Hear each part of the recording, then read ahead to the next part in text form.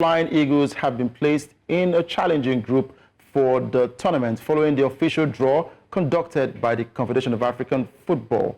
Now, the 7-time champions will face Egypt, South Africa, and Morocco in Group B of the tournament, scheduled to take place in Côte d'Ivoire from the 26th of April to the 18th of May.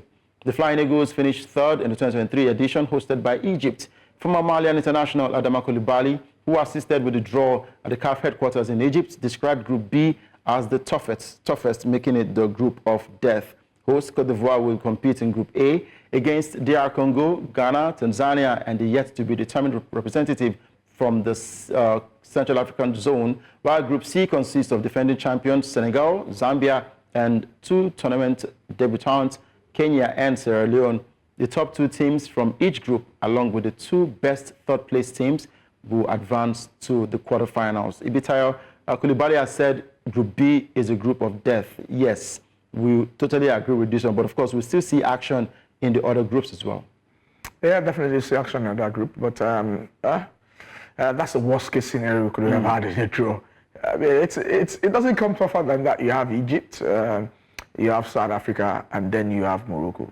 I mean, all 3 countries have a strong youth system. They have strong league, indeed stronger than our league. And of course, this is it's the players from the league that are expected to prosecute these games. I fear for Nigeria. Our pedigree means that we were one of the ranked teams, but the draws wasn't fair to us. It gave us the worst possible scenario ever. I guess if you have to beat the best, you have to beat the best, so to say. And so the coaches and the players that will be assembled for this tournament in Ivory Coast know that from day one they have to be up and going, and there's no easy game in this group. And I saw 1 or 2 posts by Nigerians on social media. Some of them are like, they don't think we will qualify, but if we must go out, just make sure you don't lose to South Africa for bragging rights. I mean, you know how it is with ourselves. Rights? Yeah, ourselves and South Africa. But notwithstanding, last time around we finished third and we qualified for the World Cup. This time, I think it's doable. I think we'll get out of the group. Remember that top 2 in each group, and then 2 of the best placed third place teams. So I mean, it's a fair chance. Finish first or second, or if you finish third, make sure you finish with a very solid point. So Nigeria know what's at stake. On paper, we are the best team in that group. In reality, God help us. But you know, looking at this now, I hope a lot of fans are not looking at this groupings or the teams with the eyes of the senior national teams. This is the under-20 Africa Cup of Nations, and we've seen Nigeria do well in a couple of games that we've seen them play, or rather watch them play.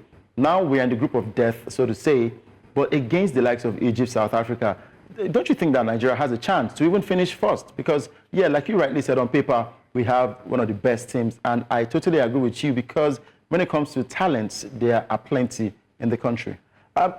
You know why I'm a bit not optimistic as I would have been. The under-17 boys, the last 2 tournaments have failed at their stage, as the present African stage, and so we've not had the continuation like every of those teams in our group would have had. Usually for us, if a team fails, we throw away the baby and the bathwater. In other words, the under-17, last under-17 and this under-17 are completely forgotten about, instead of getting them promoted into the under-20. So what we will have is players not used to playing the under-20, those who used to prosecute the WAFU qualification to this stage, those are the ones we have. You can't compare them with the Moroccans, the South Africans, of course the Egyptians, who have been to the under-17, promoted to the under-20. There's a certain level of continuity that they have that we don't, and that's why I'm a bit scared.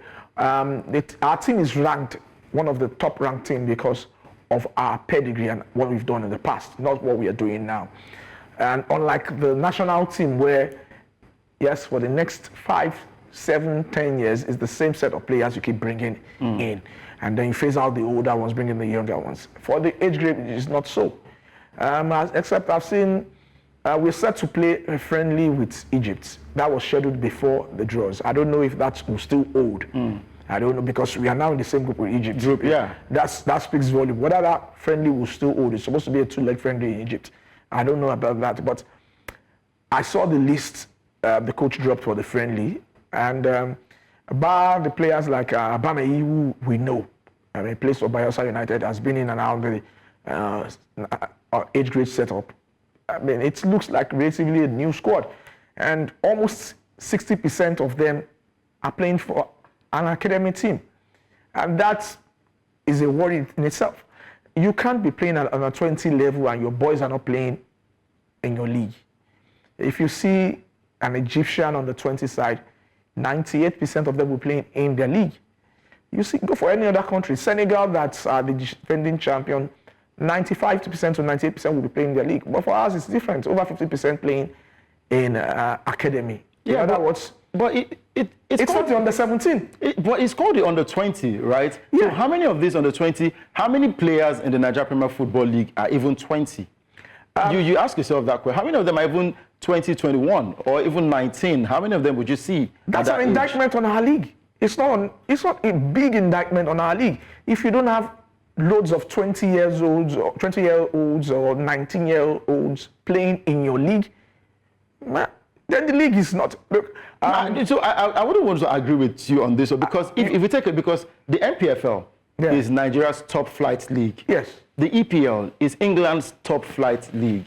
Same with the La Liga, the Serie A, the Bundesliga, and all of that. All the likes of the English under 20. Go look at you practically know every name in there. But again, most of these club sides, I agree with you, they have academy teams, right? And they pick some of these academy players. For example, Arsenal are looking to pick a couple of academy players to feature in the first team. How many 19-year-olds or 18-year-olds are even in the Arsenal team, apart from the academy? So I think you should also cut the EPL for some slack in that one. If they are not playing in the EPL, they are playing in the championship. Yes. In other words, what I'm saying is, if maybe the 20-year-olds are playing in the NNL. They are not in the NNL. They are playing in the academy. I mean, that's what I'm saying.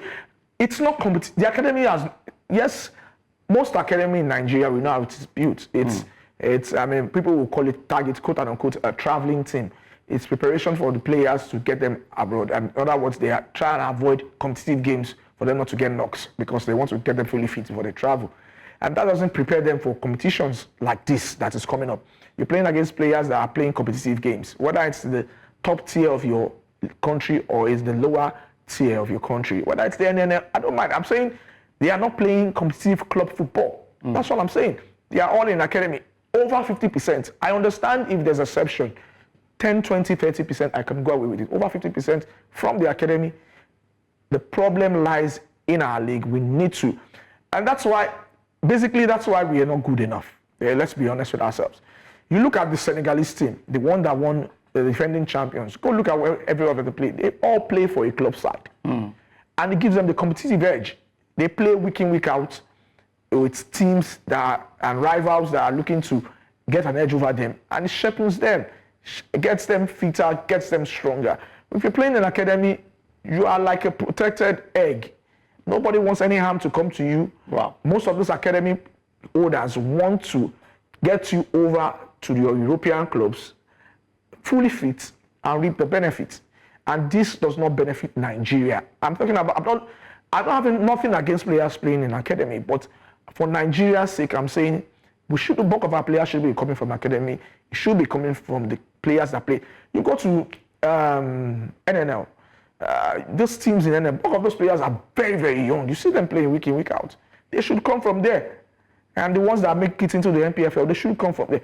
The top scorer for Ikorodu City is under 20. He was part of those invited.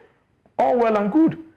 The boy has had much experience. You know, if that boy goes in there, he knows the know. He plays up against the big boys. So you're not giving.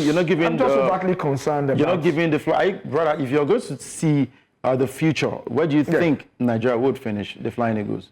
I think they will qualify because, of course, there's chance for teams that finish third, teams that do well. You're thinking they will finish third? I'm thinking they will. I'm not saying they will finish third. I'm thinking they will qualify. I think they will qualify, but after that, I'm not putting my coin on any of that team. Yeah. Okay. We'll see how that turns out. Yeah. We'll see how that turns out for Nigeria. And I do agree, we need to invest more in these talents because we keep talking about grassroots football. Let's pick them and let them mature, let them transition from being grassroots football players into ES academies, into the MPFL. Yeah. This is the way we can actually get to nurture these talents and refresh our leagues. And we'll get to enjoy the very best of football again. And when it comes to age grade groups and tournaments, we'll definitely have a team to present that can actually conquer the whole of Africa. And even when we go for the World Cup, then we can perform well in that one.